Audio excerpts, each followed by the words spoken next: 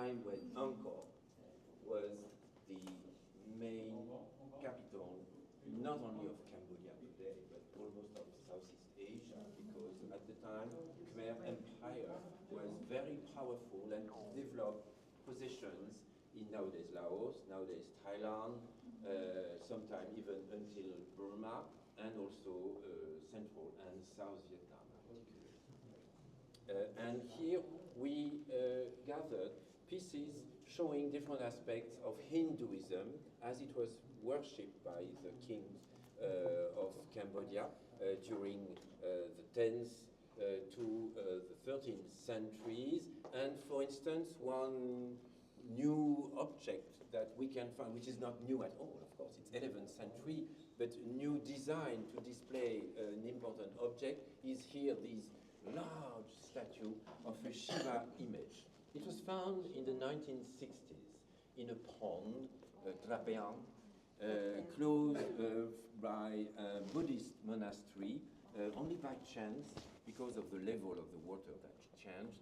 And what they found were only these remains: hands, a part of the belly, a part of the arm, the head, and the feet of a very large statue that was cast in the 11th century. So it's more or less the same period as is the reclining Visnou. And in fact, we worked with our colleagues to check how we could display it, because in Cambodia they were displayed in the same showcase. And it was difficult to understand the size. And I must say, to tell you the truth, that when we made the design, the same design in Guimet, the first time I said, oh my God, we made a mistake, it's much too large. Of course, it's not possible. But in fact, no, you see, it fits perfectly to a male figure standing of the 11th century, showing Shiva, that we can recognize because of the third eye and also the hairstyle on the top of the statue. And it's a bronze casting of the highest technology, because it's more than 2 centimeters depth. And also, maybe for the ladies, I'd like to mention this Nandin statue, because in fact we have a problem with dating it, probably 12th century. But it was found just in front of the royal path leading to Angkor Wat temple. It bears an inscription on the side in Sanskrit, which is problematic. We don't know how to translate it precisely. I say we, but in fact I'm not a Sanskritist, thank heaven.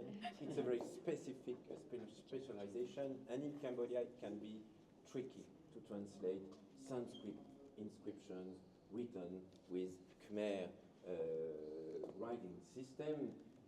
But anyway, what really is interesting for us is that it was a gift from a princess, a lady, and she gave the statue of Nandin. You know, Nandin is the bull who is the mount, the animal that will help Shiva to travel through the skies, through the world, and everything.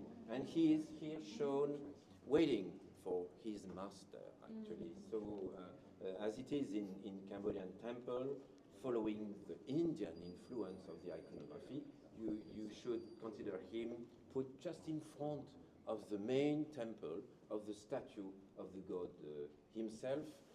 Is it a male form of Shiva like this, or a more abstract form of the god, such as this small linga on the pedestal that you see here in the showcase? And of course, among the famous Hindu iconographies, you have Ganesha, son of Parvati, sometimes also son of Shiva and Parvati, the god with an elephant head, which is still so popular in most of the Indian world today, because he helps